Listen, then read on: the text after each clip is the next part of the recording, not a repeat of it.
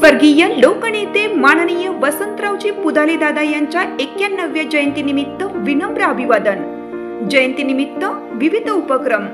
मंगळवार दिनांक 15 जुलै रोजी सकाळी 10 वाजता माननीय वसंतरावजी पुदाले दादा शिक्षण प्रसारक मंडळ पलूस तर्फे आयोजित समर्थ टॅलेंट हंट आणि मराठी वक्तृत्व स्पर्धा, बक्षीस वितरण समारंभ, शुभ हस्ते माननीय श्री प्रथमेश इंदुलकर, युवा व्याख्याते।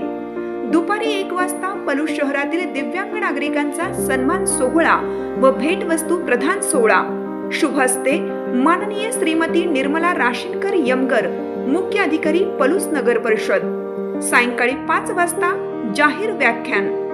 प्रमुख वक्ते प्राध्यापक यशवंत गोसावी।